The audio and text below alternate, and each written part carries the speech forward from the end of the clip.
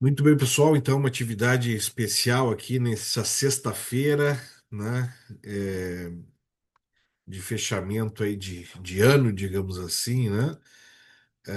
Com os nossos colegas aí, advogados, advogadas da Aba Rio Grande do Sul, também os nossos alunos que acompanham do time de elite, e que a gente fez um encontro, uma masterclass que a gente chama, uma super aula recentemente sobre a questão dos precedentes. Discutimos bastante alguns deles, né? É, e é claro que é, o tema mais em voga hoje, né, pessoal, é pelo menos no STJ o tema 1124. Então a gente queria também dar uma palavrinha sobre ele, né? Mas eu montei aqui um slide, montei uma fotografia, digamos assim, de algo bem atual que eu gostaria de trazer para vocês aqui em primeira mão, né? E em cima, então, desse documento, digamos assim, queria fazer com vocês esse debate sobre o tema, então, dos precedentes, que é um tema tão importante, tão rico. E assim, como toda matéria processual, pessoal, dependendo do grau de profundidade que a gente vai dar, pode ser um tema simples ou pode ser um tema muito difícil, né? Como vocês podem imaginar, não tem nenhum tema de processo que não possa ser absolutamente complexo, absolutamente difícil. Por isso que, embora a gente tenha aí, né, bastante obras e a gente segue estudando, né? Estamos nesse momento aí finalizando também o nosso pós-doutorado em processo previdenciário, porque a gente segue sempre sendo aluno, né? Independentemente do estágio em que a gente está, né? Então, vamos fazer uma breve apresentação aqui, e aí depois eu gostaria de deixar a palavra, né, também para vocês. O pessoal que está acompanhando também a gravação vai poder se manifestar aí, né, nas nossas plataformas do professor Rubim, sobre essa atualização, digamos assim, em termos dos precedentes obrigatórios. Então, vou compartilhar tela aqui com vocês.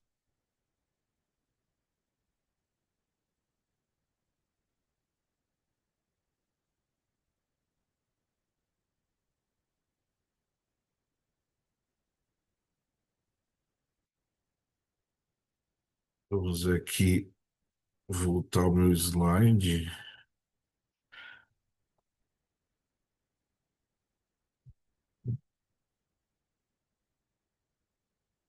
Aqui. Então, pessoal,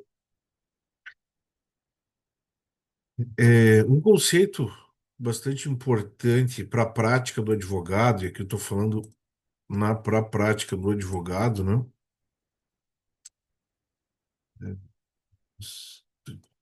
É esse conceito de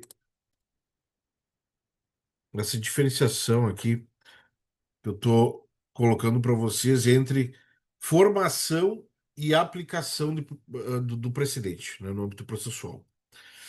Porque no Brasil a gente tem que ter muito claro isso.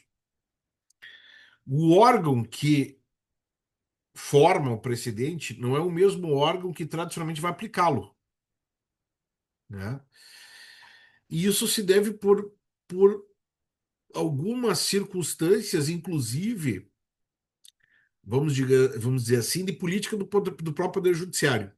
Porque as Cortes Supremas elas estão interessadas em estabelecer os precedentes, mas elas não estão absolutamente interessadas em aplicar os precedentes, até porque isso gera trabalho, né?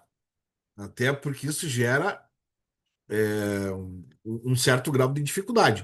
Então vocês vão ver que tradicionalmente o STJ e o STF, falando bem objetivamente para vocês, na linguagem mais acessível possível a prática do advogado, né? Da advogada previdenciária.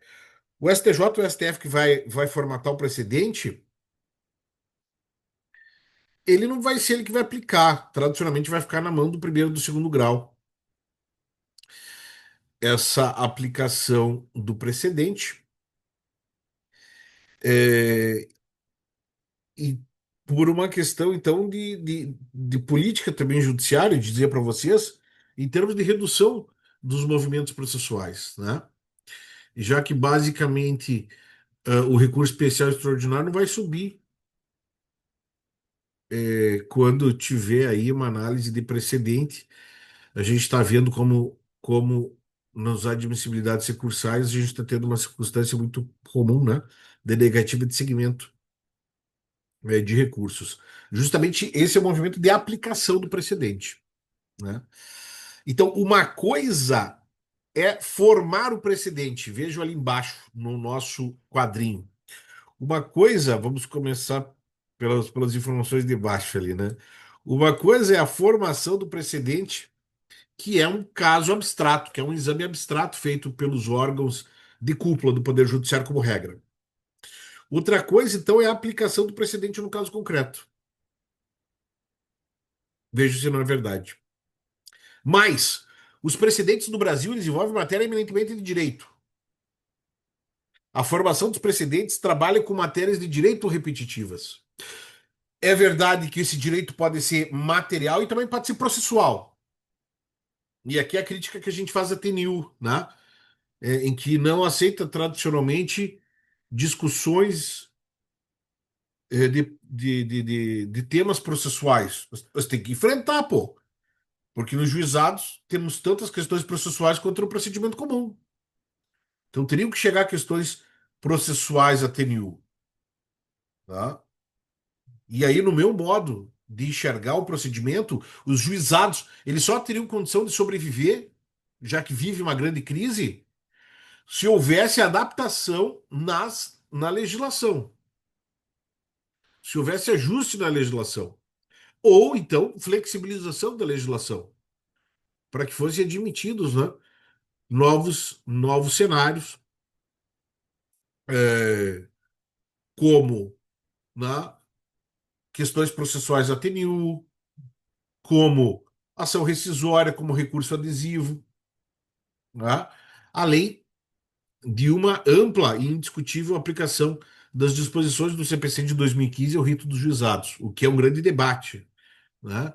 Sempre, quando a gente fala em aplicação do CPC ao sistema sumaríssimo dos juizados federais previdenciários. Muito bem. Se é verdade que a formação dos precedentes ela ataca a matéria de direito, e a gente vai ver isso, né? Tanto em RDR, quanto no incidente de assunção de competência, quanto no recurso especial extraordinário repetitivos, sempre as expressões são de matérias de direito, matérias de direito. Com mais repetição, as matérias de direito. O foco, então, da formação dos precedentes do Brasil é a matéria de direito. Ou seja, na verdade, é de construir uma interpretação da legislação vigente. Tá? E aqui, então, no sistema brasileiro, os precedentes eles entram claramente como fonte de direito. Porque nós temos que dar aos precedentes o entendimento de que eles são fontes normativas, né? Eu não posso mais ler a lei sem ler o precedente. Eu tenho que fazer essa interpretação conjugada. Seja de questões processuais, como no tema 988, que fala do rol do agravo do instrumento, eu tenho que ler 1015 do CPC mais o tema 988 do STJ. Né? Ah, mas o rol do 1015 é taxativo. Sim, mas o tema 988 flexibiliza esse rol. Então eu tenho que saber que existe a lei propriamente dita e o precedente do STJ. Então é fonte normativa. Tem peso normativo de lei o precedente. Isso porque na sua formação a matéria de direito é o foco. E o precedente, então, ele passa a ter, repito, peso normativo de lei. Claramente. E em matéria constitucional, o STF, então, estabelece precedentes com peso normativo de Constituição Federal. lei constitucional, a ponto de que o grande tema hoje do STF, que é o tema 100, chama a atenção de vocês. Se existe o tema 1124 do STJ, existe o tema 100 no Supremo, vai tratar daquela questão de do STF declarar por precedente inconstitucionalidade da lei, já existindo decisões transitadas em julgado. E essas decisões elas passam a não valer pela figura de inexigibilidade do título executivo. A sentença existe, mas ela não tem eficácia, porque foi declarada inconstitucionalidade da lei depois pelo STF em julgamento de casos repetitivos, matéria de direito.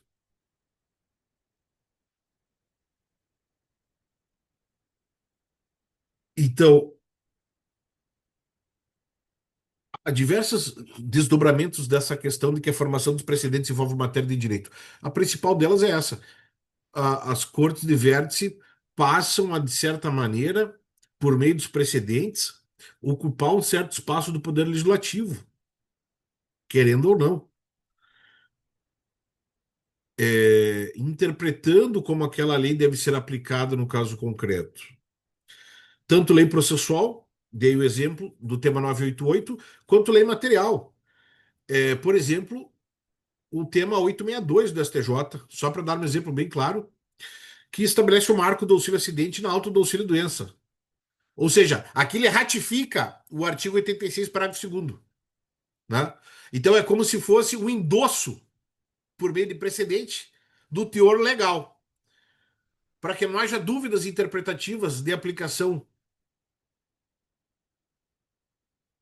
da norma em vigor, seja por parte do segurado, seja por parte do INSS. Ah, o segurado tinha uma interpretação do artigo 86, parágrafo segundo da Lei de Benefício, o INSS tinha outra. O STJ vai lá e forma, em matéria de direito, a interpretação que vai valer. Então é evidente que na prática esse precedente ele assume peso normativo de lei. Até porque o precedente obrigatório estabelece o artigo 926 e 927. Não é, não é facultado daí a partir daí, né, aos juízes e aos tribunais de segundo grau fingir que não existe orientação. Não, existe e vai ter que aplicar. Não é verdade que a parte não pode se. A gente aprendeu na faculdade isso, que a parte não pode, né, deixar de aplicar a lei alegando que não a conhece? Lembram dessa lá da lei de introdução ao Código Civil, hoje lei de introdução ao direito brasileiro? Ora, a parte também não pode mais, hoje, falando, né, no nível do precedente obrigatório, 10 anos do CPC, a parte não pode mais hoje alegar que não aplica um precedente porque não o conhece. Captaram isso? Captaram como a gente está num estágio em que nós estabelecemos realmente o precedente como um peso normativo de lei bem caracterizado? Agora, na aplicação do precedente, vão ser trazidas questões de fato. Do quê? Do caso concreto, para saber se aquele precedente vai acoplar ou não. Então, o famoso distinguishing, ele se estabelece na aplicação do precedente em matéria de fato. Olha que quadro legal que está montado para vocês aqui.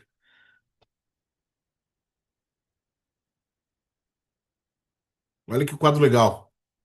Atualizado pelo prof aqui na madrugada para trazer essa aula bem quente para vocês aqui nesse final de essa virada de novembro para dezembro de 2025. A matéria de fato vai ser importante para estabelecer distinções do caso concreto, para saber se no caso concreto realmente são exatamente as circunstâncias que autorizam a aplicação, né? Por parte de quem? Por parte dos tribunais inferiores, tribunais de justiça, tribunais regionais federais, daqueles precedentes emitidos pelos órgãos jurisdicionais de cúpula, as chamadas cortes de vértice, que são o STF e o STJ. E aqui, então, a gente fecha esse quadro. E retoma, então, o item A aqui do nosso material. Fundamentação. A fundamentação, então, é algo decisivo em matéria dos precedentes. Por quê? porque na formação dos precedentes ela é importante e na aplicação também. Na formação, a fundamentação é decisiva, pessoal, porque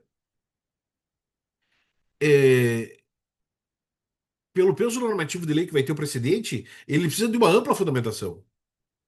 A legitimidade que vai ser dada a esse precedente, ela depende também da sua ampla fundamentação. Porque se é verdade, podemos testar isso diversas vezes, a comparação de lei com precedente. Se é verdade que tem aquela expressão, lembra daquela? Também da faculdade, a lei não pegou, ou a lei não está pegando. O precedente pode também não pegar.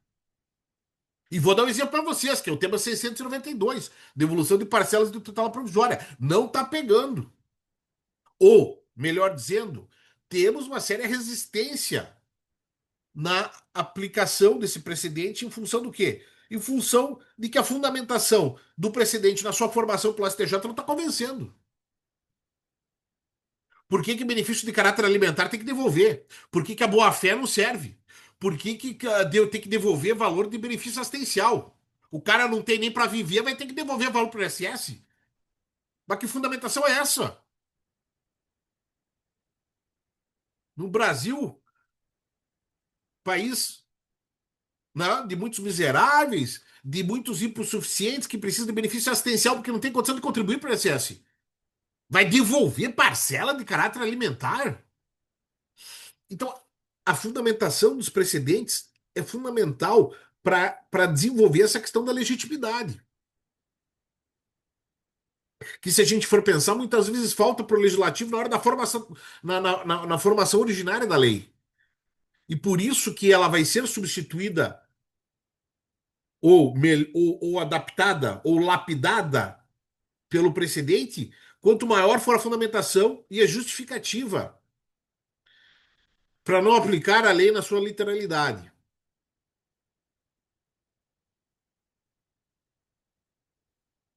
Se bem que também a gente vai lembrar da faculdade, a gente aprendeu aquela expressão em claro e cessa interpretio, né? Ou seja, né, não há interpretação literal a ser feita da lei. Ela exige interpretação para sua aplicação, né? E aí a lei se transformar numa norma jurídica efetivamente aplicada ao caso concreto. Mas, seja como for,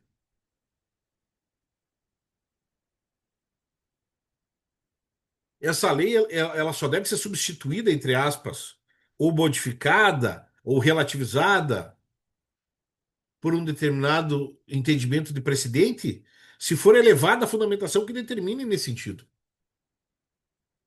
Por sua vez, a fundamentação na aplicação do precedente ela está prevista claramente lá no 489, parágrafo primeiro, incisos quinto e sexto.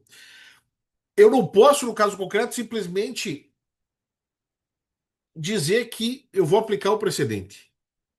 O juízo de origem tem que interpretar. O juiz de origem tem que examinar. E ele tem que fundamentar. Tanto para aplicar, quanto para fazer a distinção, até mesmo a superação do precedente. Por que que aquele precedente não vai ser aplicado? Quais seriam as justificativas? Fundamentado. Então, é evidente que na aplicação do precedente, a fundamentação para relativizar o precedente, a fundamentação para fazer distinção e superação, ela exige muito mais fundamentação do juízo do que para aplicar, simplesmente, né? Mas mesmo para aplicar, o juízo deve trazer os argumentos, deve explicar a ratio decidendi, e já entro no item B, as razões centrais de formação do precedente, para dizer que ele se aplica no caso concreto. Então não há, e aqui um ponto importante da prática que eu venho acompanhando em algumas mentorias pessoal, não há aplicação automática do precedente no caso concreto. Não existe esse formato no Brasil, entende?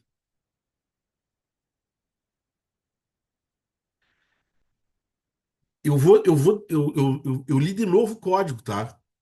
A nossa Bíblia processual. Eu li de novo esse código nessa parte e por isso que um dos convites que eu gostaria de fazer para vocês, né? É no YouTube o nosso CPC artigo por artigo, a 24 pila por mês, o acompanhamento ali, é como se fosse é o Mago Flix que a gente brinca, né? Que são a leitura dos todos os artigos do código. Ali, ali lendo o código nessa parte dos precedentes, eu também me dei conta de um detalhe, desse detalhe importante. Não existe nenhum artigo, atenção, não existe nenhum artigo do código que fale em aplicação automática de precedente. A única hipótese de aplicação automática que eu poderia dizer, a única exceção é quando o recurso extraordinário está sobrestado para aguardar exame de repercussão geral. E se essa repercussão geral for negada, aí derruba tudo, né? Porque o processo não vai subir, né? Ou seja, se não for reconhecida a repercussão geral no STF, aí os recursos que estão pendentes derrubam automaticamente. Quando há exame de mérito no precedente, olha que legal, hein? Quando há exame de mérito do precedente, não tem nenhum artigo no código que diz que tem que ser feita aplicação automática. O que que significa isso?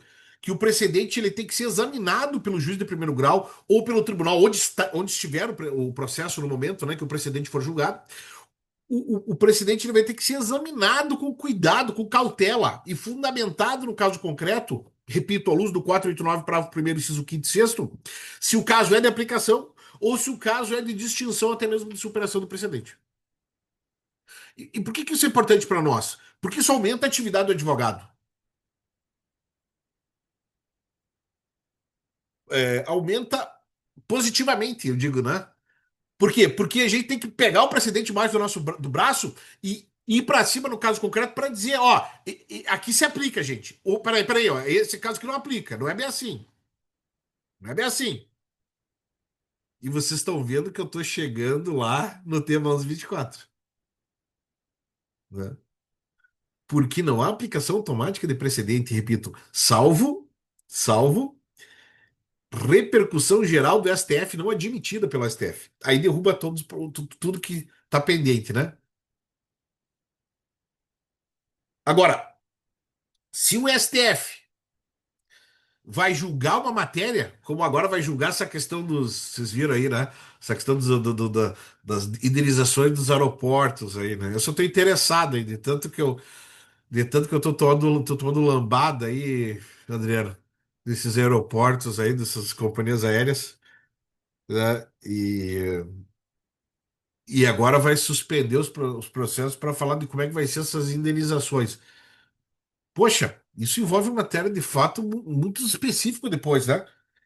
E tô até curioso para saber como é que esse precedente vai ser feito, porque uma coisa é a formatação, você está entendendo bem que eu tô construindo com vocês aqui nessa primeira parte do encontro. Uma coisa é a formatação que o STF vai dar, e depois outra aplicação no caso concreto de vocês lá, quando a companhia aérea transferir vocês lá, ou que ele me disser agora, não, doutor, é só 5 horas, só vai ficar 5 horas entre o que era para embarcar e o seu novo voo, é só 5 horas. Toma uma água aqui com a gente, relaxa aí.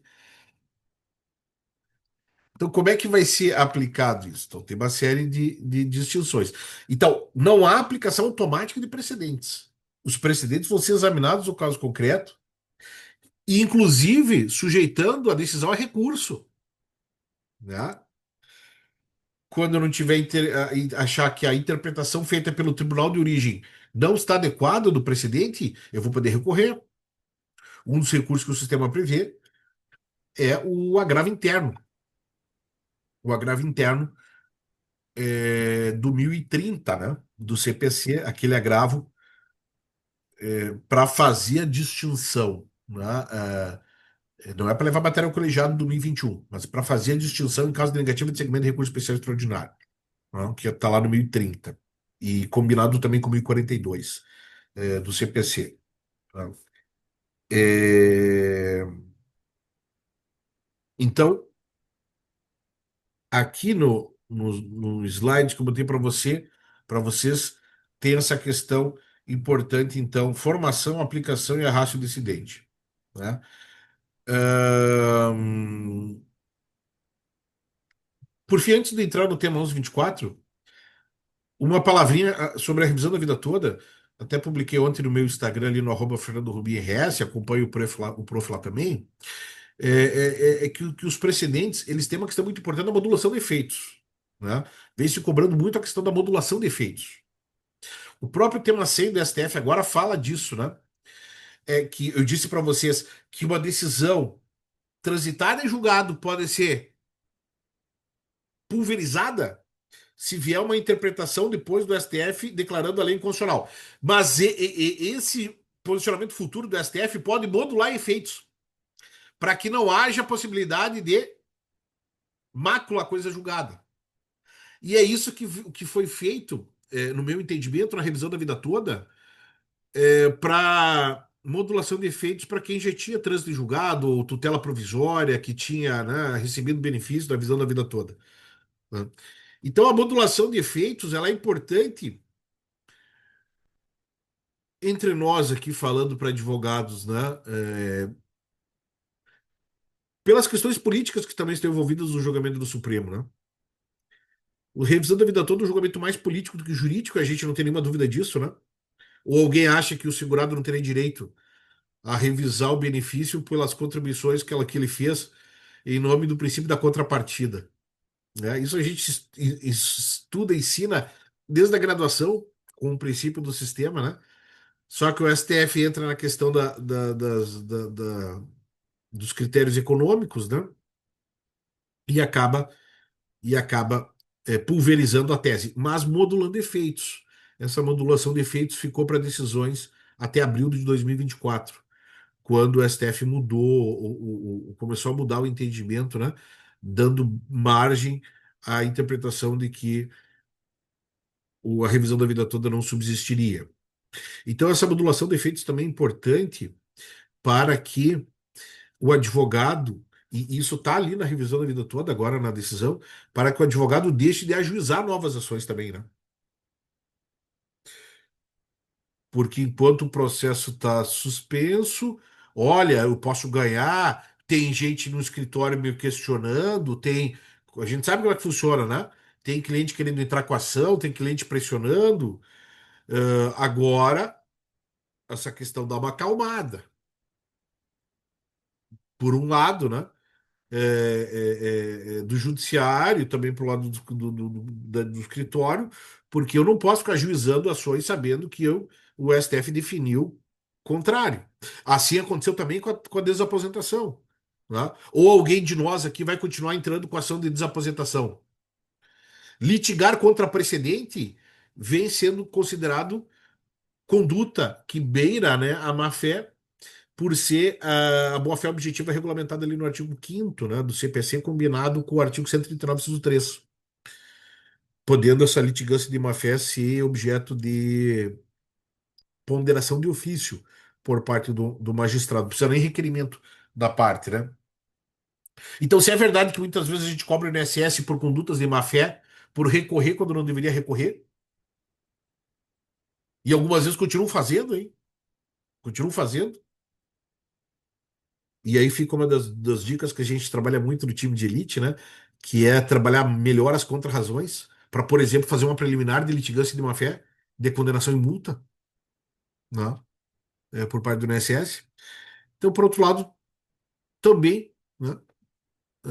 A questão de ajuizamentos de novas ações, como a da revisão da vida toda, sabendo que a tese não vai vingar com relação às contribuições vertidas para o INSS antes, né, de 94, do Plano Real, do período Plano Real. Então a gente sabe que pode, né, estabelecer além de uma rejeição liminar do pleito, na fase postulatória, sem mesmo citação do INSS, a própria condenação em litigância de má-fé, né? Então a modulação de efeitos, ela ajuda a entender também até quando que o processo, até quando eu poderia discutir aquela matéria no processo judicial, quando não é mais possível, quando a questão já está consolidada, etc e tal. Muito bem. E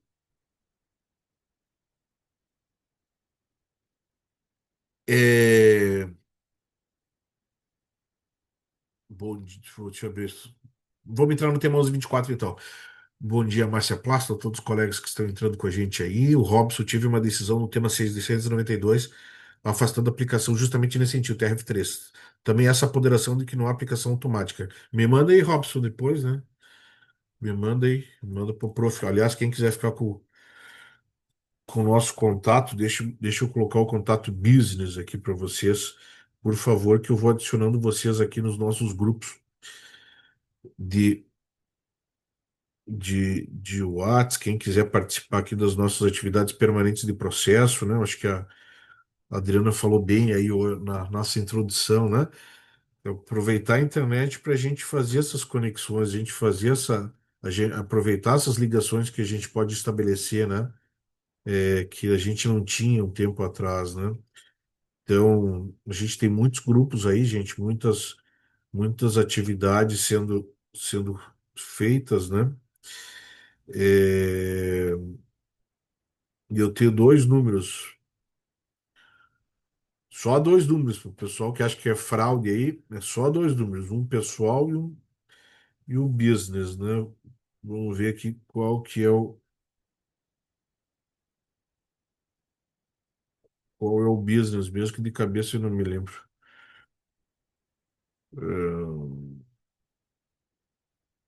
E aí vocês me mandem aí também algumas decisões ou situações, a gente pode dividir no grupo.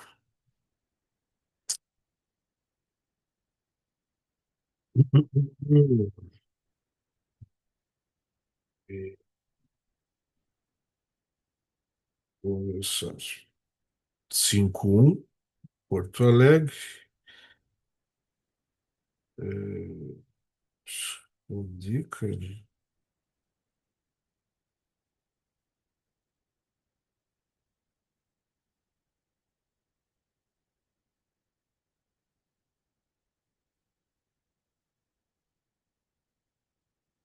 Hoje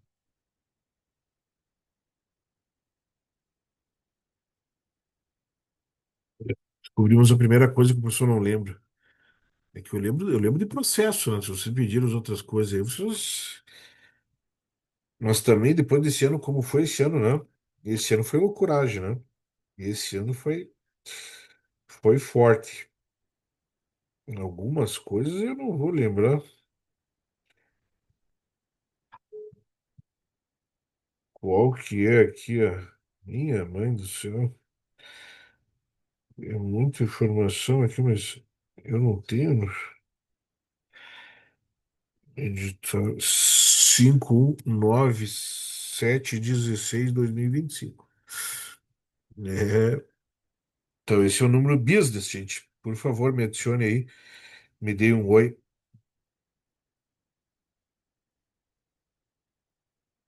Pessoal aí de Passo Fundo, quem me adicionar aí, quem não tem meu contato, vou mandar o material extra aí também dessa atividade de hoje. Fica valendo aí.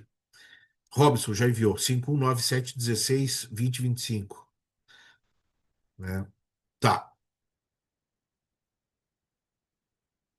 Tema 1124. Então, vou mandar o material do tema 1124 para quem me mandar ali um oi no WhatsApp. Fica combinado assim, né? Deixa eu já aproveitar também aqui. Ah, tá. O Robson do escritório lá do Rosinaldo. É São Paulo. É de São Paulo, né, Robson? É do time de elite. Aliás, o Robson entrou moendo aí no time de elite, tá excelente. Agora fiquei sabendo que o Robson foi que fez o recurso especial. O Dr. Robson foi um dos que fez o recurso especial do tema 995, né? Que foi que subiu lá. É isso, né, Robson? Tava por trás do tema 995 lá, então. É isso aí, o time de elite, os melhores do Brasil aí, em processo, confirmando, né? Não só alunos, colegas, mestrandos, doutorandos, pós-doutorandos, um time super forte aí, né? Hoje aí com 900 alunos em todo o Brasil em 2025, 4.000 alunos no geral, 900 só esse ano, né? Então, ficamos muito felizes aí que o pessoal vem agregando bastante com a gente, já enviou aqui o material. Deixa eu dizer para vocês que mande isso, vou mandando um oi aí que eu vou entregar um material bacana para vocês que eu montei do tema 1124. Eu vou que eu queria fazer? Ah, tá. Botar o link para vocês do nosso grupo da Black Friday, que a gente vai lançar hoje o time de Elite 2026, né? Tá ali no chat para vocês. Quem não tá nesse grupo, por favor, aí, nós temos mais de 30 colegas em aula, né? Só quem quiser acompanhar o que que a gente vai fazer, né? Ano que vem aí, vamos ter um robô do time de elite também ano que vem, vai ser muito legal. Vamos explicar hoje de noite para vocês, às 19 horas. Quem quiser entrar nesse grupo aí para acompanhar é nosso convidado de honra, né? Bom, tá o link aí no chat. O tema 1124, então, ele, ele ficou dentro de um contexto que exige muita atenção nossa. Exige muita atenção nossa. Não era exatamente como a gente imaginava que ia ficar a favor do segurado, né? Mas também não é um bicho assim tão esdrúxulo. O que a gente pode falar hoje, pelo menos de acordo com a nossa exposição aqui, o nosso quadro, né? Para quem não acompanha, que não viu aqui o nosso quadro de hoje, né? O item D, né? O tema 1124, entre a formação e a aplicação. Porque o tema 1124, a formação dele pelo STJ está muito aberta. Certamente nós vamos ter muitos passos da hora de aplicação. Ora, um precedente com 69 laudas, né, com uma ratio decidendi enorme, com uma ementa enorme de aplicação, tanto no item do interesse agir, que é o primeiro item, que é maior do que o item de mérito. E aqui uma crítica já clara sobre isso, né? A parte do interesse agir não poderia ser tão maior do que a própria parte do mérito propriamente dita, que seria a parte do quê? Do marco do benefício, né? Que seria entre a citação ou a dela originária. A questão do interesse agir, a questão da extinção sem julgamento de mérito, a questão da chamada condição da ação, né? Ela assume um protagonismo muito grande no tema 1124. E o que que isso o que que isso nos aponta, né? Nos aponta para um caminho que o STJ claramente quer que as questões sejam resolvidas num processo administrativo, né? Então, a indicação nossa e é o que a gente vai fazer, eu vou apresentar hoje de noite para vocês. Vamos trabalhar mais o processo administrativo previdenciário, né? Essa é a primeira conclusão do tema 1124, né? Vamos evitar levar para o processo judicial provas que não passaram pelo crivo administrativo. Se for possível esse movimento, por exemplo, PPP retificado, eu posso levar para a via administrativa um PPP retificado da Justiça do Trabalho e tal, antes de levar direto para o Poder Judiciário, melhor que faça, sob pena dos riscos de perder a dela originária.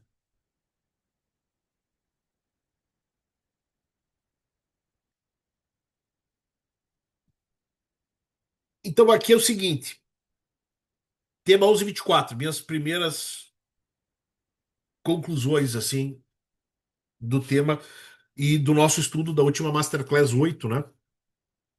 Que foi feita em novembro, é uma super aula de 5 horas sobre os precedentes obrigatórios. Primeira coisa, processo administrativo apto é a primeira expressão que me vem na cabeça. O tema 1124 fala em processo administrativo apto, ou seja, o ônus é do segurado de trazer provas da via administrativa que garantam que o processo ande, sem aquele indeferimento chamado indeferimento forçado, por ausência de documentos mínimos. Ou seja, o conceito que a gente estuda no processo judicial de petição apta entra na via administrativa agora pelo tema 1124.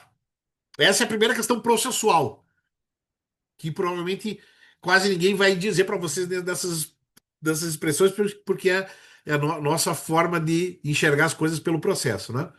Então a primeira coisa é, você vai fazer agora uma petição inicial administrativa apta. Se não fizer perfeita, pelo menos faça apta, para que o processo avance. E a gente jogue o ônus da responsabilidade para o INSS de fazer a complementação instrutória na via administrativa, que seria aquela aplicação do artigo 88 da Lei de Benefício, né? Do INSS oferecer o melhor benefício, de fazer instrução oficiosa, de buscar os melhores encaminhamentos. Então, a primeira expressão que vem, isso muito pela aquela primeira, além da nossa aula, né, da Masterclass, pela aquele curso da professora Jane, que fez sustentação oral, estava lá, um curso sensacional que a professora Jane fez com a gente, né, sobre o tema 1124, há dias atrás, em que a professora Jane fala, ó, houve muita insistência nos bastidores sobre essa questão do indeferimento forçado, né? Do segurado que vai lá de qualquer jeito fazer requerimento sabendo que daquele jeito vai ser indeferido. Bom, aí ele perde a DER. Aí ele vai ter que entrar com um novo requerimento administrativo. Por quê? Porque aí vai ser extinto sem julgamento de mérito aquele primeiro movimento, né? O indeferimento forçado é como se não tivesse sido feito o requerimento, de tão inapto que ele é. Então, isso tem um lado bom. Qual é o lado bom? Que a gente tem que trabalhar na entrevista.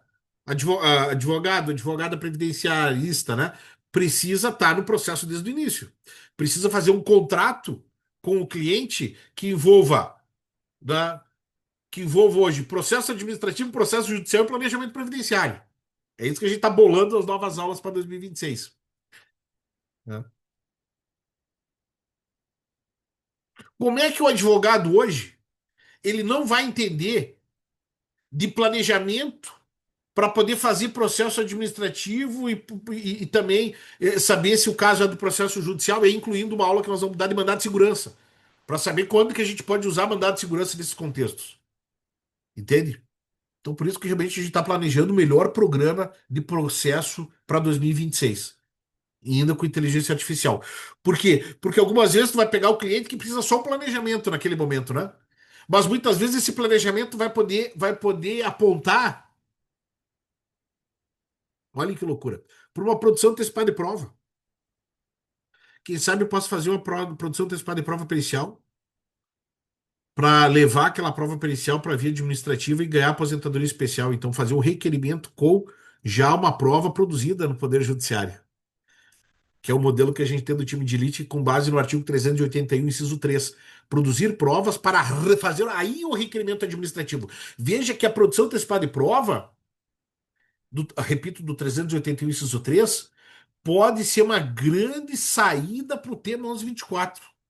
Estou falando isso a partir dessa última aula.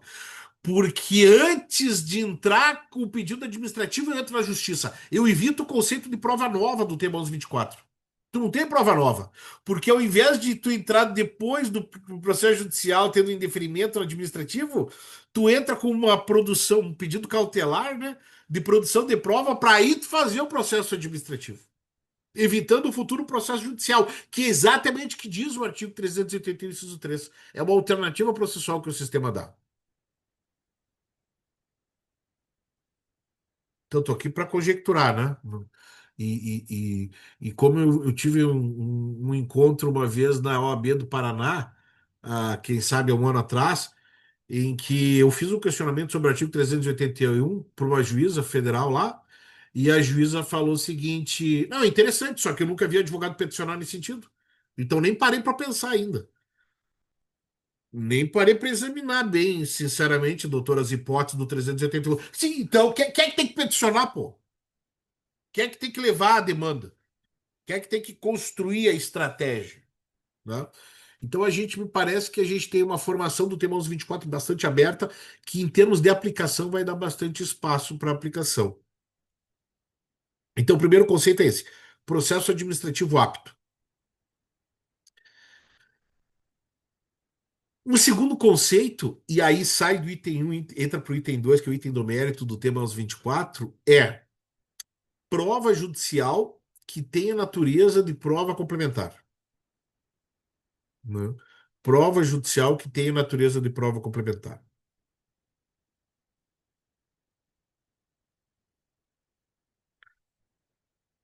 Aqui, aqui seria sacada para a DER originária.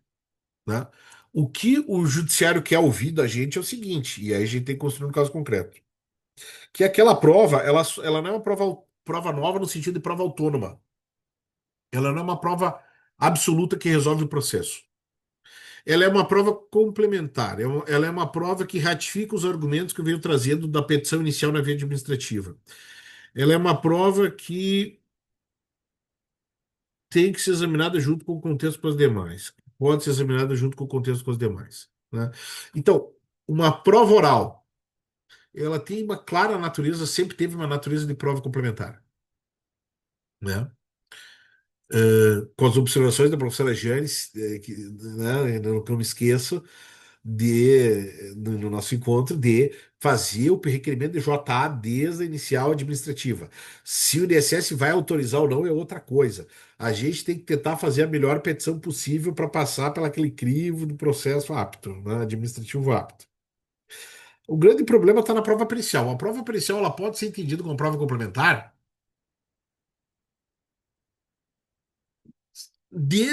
É possível, desde que eu tenha um conjunto de documentos razoáveis na via administrativa. Então, de novo, a grande questão do tema 1124, não é que eu concorde, mas a grande questão do tema 1124 é nós alimentarmos melhor o processo administrativo. Para lá depois dizer que aquelas provas judiciais, elas corroboravam aquilo que foi alegado na via administrativa e que foi estabelecido como prova razoável, ou a prova que o segurado tinha condição de fazer. Então, tudo que vocês puderam fazer, vocês fizeram? Então, aqui a gente pode ir longe. Por exemplo, juntada de laudo assistente técnico na via administrativa. Quem é que faz isso? Juntada de documentos técnicos mais, né, mais específicos, mas assistente técnico, inclusive para aposentadoria especial, eu digo, né? Na via administrativa. Aqui, a imagem que me. É só uma imagem processual, tá, pessoal?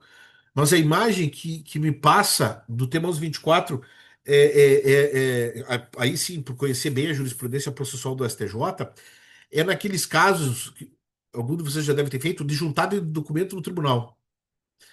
Esses documentos, eles são arrasa quarteirão ou são documentos complementares que corroboram as alegações já afirmadas pela parte no primeiro grau? O STJ tem esse entendimento que eu posso juntar documentos no tribunal, desde que sejam documentos que não inovem, desde que sejam documentos que não fujam da causa de pedir, desde que sejam documentos que corroborem as alegações que a parte vem trazendo desde a petição inicial. Mutatis mutandi é isso que a gente está vendo aqui no tema 1124. A prova judicial é uma prova que possa ser colocada num contexto de preponderância de provas junto com as já estabelecidas no primeiro grau. Para quem tá mandando aí o WhatsApp pro prof, vou fazer mais essa, hein? Olha a ementa que nós discutimos agora na imersão no Rio de Janeiro, sábado, a imersão do time de elite. Vou dar mais esse chá, essa colherzinha aqui de conteúdo para vocês aqui. Olhem só essa ementa, se bate. Deixa eu ver aqui, imersão Rio de Janeiro. Olha esse modelo de peça que trabalhamos com o colega aí do time de elite de São Paulo. É, Vamos ver se é esse aqui. Eu só queria mostrar a ementa para vocês, né? Porque quem é aluno do professor Rubim sabe, né? Processos complexos eu gosto de estabelecer uma ementa e funciona. Vejam só olha só essa ementa aqui, ó. Valendo a virada 2025 para 2026. Se vocês conseguirem botar essa ementa no processo individual de vocês, olha só.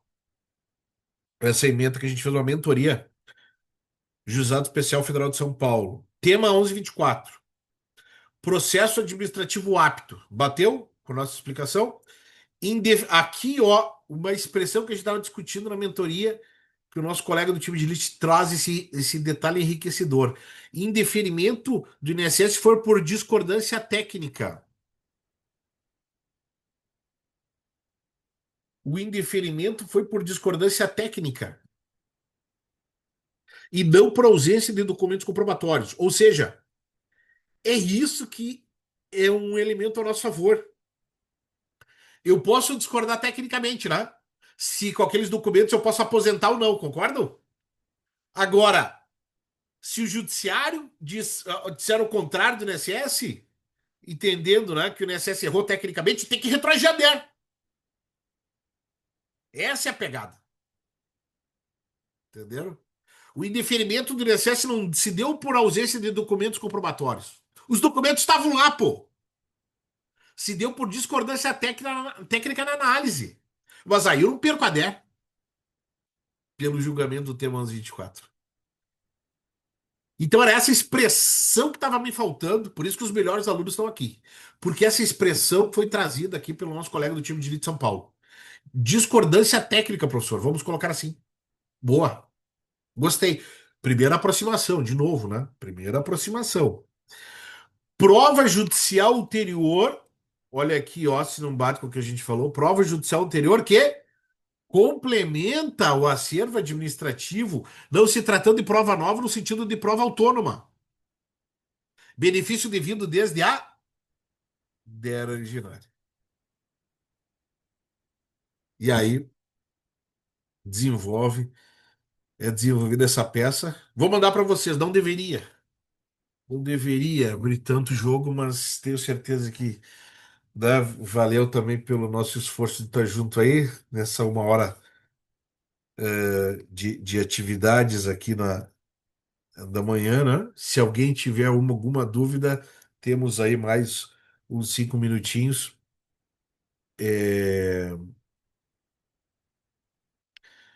para para gente conversar, né? Decisões me mandem depois, é porque eu não vou conseguir abrir aqui, né?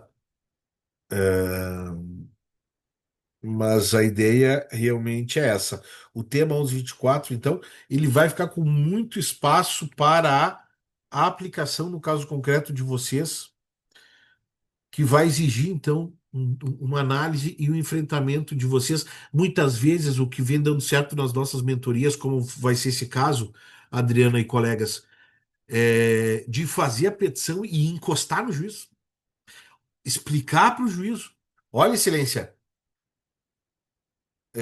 aqui não é bem o tema 1124, assim, como o INSS quer que seja aplicado, né? Não é não é aquela, como muitos saíram publicando, né? Aí na internet. Ah, e o tema 1124 fixou a DER na citação. Não, tem muitos meandros aí para a gente buscar a DER originária. Em outros casos, estou recebendo também de mentoria, a gente está com o juízo fixando o tema 1124 para juntar de laudo, que nem é o ponto do tema 1124, está pior do que o tema. Não, mas aí também não dá, né? Juntado no laudo pericial, né? No processo, dando benefício agora, data de início do benefício no final de 2025, da juntada do laudo. Não, mas espera aí. Então, o tema 1124 pode até nos favorecer, cara. A colega nos dizendo aí do Rio de Janeiro, dizendo assim: não, professor, eu já da citação já está ótimo para mim, nesse caso concreto. Então, muitos detalhes, né? No caso concreto, que eu acredito que a gente possa examinar, mas sempre com essa perspectiva muito clara, pessoal. Formação de precedente é uma coisa, aplicação de precedente é outra, são dois movimentos bastante importantes, tá? É, é, Então, aqui o Raul está trazendo aqui os colegas que estão aí, né, participando da atividade. Adri, da minha, da minha colaboração aqui, né, de atualização para vocês, repito, estado da arte, pegando uma fotografia do que acho importante trazer para vocês nessa uma hora que a gente se comprometeu, era essa, né? E o objetivo de estar fazendo um novo curso presencial, né, para o ano que vem. A gente fez 15 etapas presenciais esse ano, encerrando agora no Rio de Janeiro, nesse último sábado. E ano que vem nós vamos. nós vamos ter aí um novo giro, né, de atividades e, e fico confortado aí com a parceria e com a possibilidade de a gente fazer então uma grande atividade em Passo Fundo aí para vocês e convidá-los então mais uma vez para que acompanhem aí o a nossa Black Friday de hoje. 30 minutinhos a partir das 19 horas ali, hoje no YouTube. Entrando no nosso grupo ali da Black, a gente está passando informações, alguns vídeos, algumas ideias, né, do que a gente vai fazer, sempre com o conceito de capacitação permanente em processo, né, gente?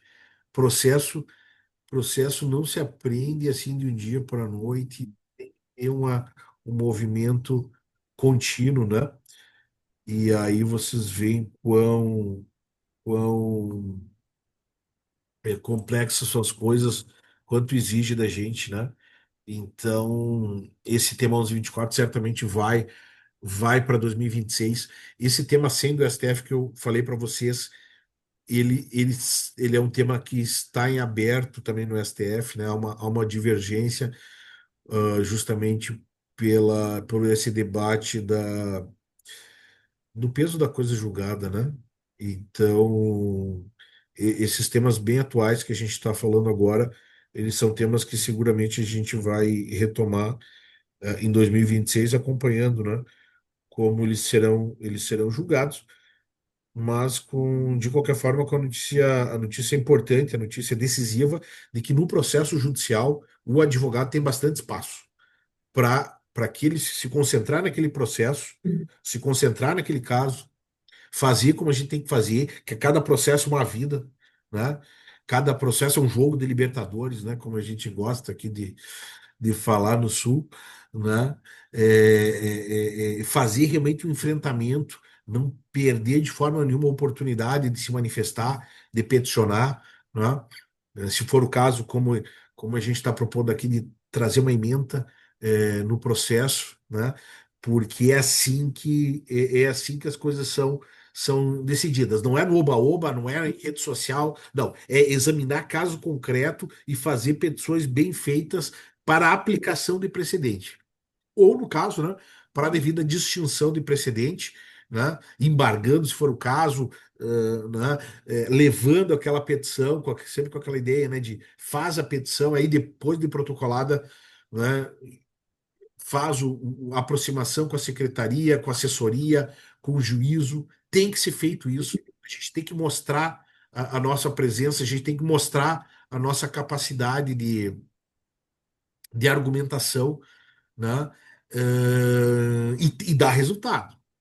E dá resultado, né? Porque a gente também vai construindo essa imagem de que não é que a gente só fale as coisas, não. A gente escreve bem, escreve adequadamente, né? E conduz o julgador, a julgadora, para aquele encaminhamento. A grande peça é essa. Né? Como a gente tenta fazer, de encaminhar o julgador, olha, só tem essa alternativa aqui, né? Essa é a mais razoável, essa é a mais adequada, né? E isso realmente exige bastante, bastante do nosso tempo, da nossa compreensão. E arrume em tempo, né? Não me venha com essa rejeição de tempo, né? Ah, tá corrido aqui. Ah, jura? Jura? Só tá para ti corrido. Tá corrido para todo mundo, né, gente? Agora, processo, a gente tem que arranjar tempo. A gente tem que arranjar tempo para isso. A gente tem que arranjar. Preparei para vocês aqui esse material das 2 às 3 da manhã.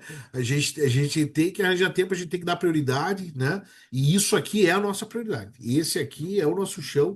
E se vocês não quiserem trocar de atividade, se vocês quiserem continuar, né? Advogando, se vocês quiserem continuar na guerra, tá? Vocês têm que arranjar tempo e arranjar essa condição de fazer. Pode ser menos tempo, mas a rejeição de que não tem tempo, ela não serve. A gente precisa encontrar um tempo para se dedicar e fazer isso aqui da melhor forma possível. Professor Tiago Kedrick, deu o ar da graça aqui, grande professor, né? Dando um abraço aqui para o doutor Raul, doutora Adriana, né? Eliane Coelho também aqui com a gente. Então, pessoal, eu agradeço aí, Adri, se quiser fazer o fechamento, enfim. Sim, agradeço aqui a presença do Dr. Tiago, né, um grande amigo e apoiador aqui da nossa aba Passo Fundo. E na próxima semana estaremos em Porto Alegre, no nosso maior evento, né, de Direito Previdenciário organizado aqui, em parceria com a aba Rio Grande do Sul e a ESA também. Professor, sempre maravilhoso lhe ouvir, né? Esse tema tão delicado que é o 1124, que causa uma apreensão muito grande na nossa advocacia. Essa semana, né? Agora, recentemente, esse tema das companhias aéreas, mas quando a gente lhe escuta, dá uma esperança, dá uma sensação boa, né? Que com muito estudo, com dedicação e com técnica, a gente pode reverter essa situação. Então, quero parabenizá-lo, agradecer mais uma vez e dizer que vou aproveitar a Black e vou voltar para o time da elite, né? Começar 2026 com o pé direito, porque a gente tem que estudar e é o processo que ganha o processo, né? No mais, agradecer a todos que participaram aqui e nos acompanharam. Muito obrigado, gente. Obrigado pelo carinho de vocês aí e um ótimo final de ano aí, muita coisa, né, para vocês aí de bom aí, né, nos estudos e é isso, né, nosso não é opção, é o nosso chão aí, estudar processo, se preparar, né, porque aí a gente tem melhores condições de enfrentar, né, as questões, no caso concreto, para que as decisões dos nossos processos não sejam aleatórias, né? A gente tem que, a gente tem que trabalhar para que a gente torne o processo mais fácil, né? Do julgador dar uma decisão próxima das nossas expectativas, né? A gente tem que conduzir o processo nesse caminho. A gente tem esse espaço, sim. A gente tem esse espaço, sim. Então é melhor a gente não ficar chorando aí, né, por situações que não dependam da gente e a gente procurar fazer o melhor, pelo menos a gente vai deitar com a cabeça no travesseiro no sentido que a gente fez o melhor, né, para nós, para o nosso cliente. E aí, o que não depender de nós aí, enfim, as coisas também, eu acredito que elas tomam o seu devido caminho, né? A gente tem que acreditar nisso, né? E tenho certeza que 2026 vai ser de muito trabalho também, né? E a gente vai estar aqui assessorando bastante vocês nisso, com os nossos materiais de atualização, com os melhores professores do Brasil aí, é, também nos trazendo aulas, né, de planejamento previdenciário, de processo administrativo, de inteligência artificial, que nós vamos ter algumas aulas com professores falando de inteligência artificial, inclusive. é, Procurador, representantes do INSS, que a gente vai trazer para ver também a visão do robô sobre a ótica, né, do INSS. Então, vejam, né, estudar processo como investimento. Vocês não podem ver o estudo do processo como custo, né? Tem que ver como investimento, porque isso volta para vocês, e é isso que nos 5 anos do time de elite, a gente, graças a Deus, a gente acaba, né, com 4.000 alunos que passaram nesses 5 anos, a gente acaba vendo, né, que quem se dedicou um pouquinho, claro, dependendo muito de diversas outras questões, mas quem conseguiu aproveitar um pouquinho, ganhou muito, né, daquilo que aplicou, daquilo que investiu no time de elite, né? Então, Black Friday e aberto aí para o lançamento do time de 2026. O pessoal de Passo Fundo, especialmente, é meu abraço e dedicamos essa atividade de hoje, né, que fica gravada aí para o pessoal de Passo Fundo, do Alto Uruguai, da minha querida Erechim, né, onde moram meus pais ainda, e que a gente sempre tem um carinho especial por toda essa região. Fizemos evento em Tapejara esse ano, fizemos evento em Getúlio Vargas também no passado, né? Então é a nossa região, é a nossa casa aí, né? E a gente vai ficar feliz em voltar mais uma vez aí para a região, organizando com a Aba, com a Adriana, com toda a equipe de vocês aí, né? Novos eventos. Valeu, gente. Obrigado. Até a próxima. Obrigada.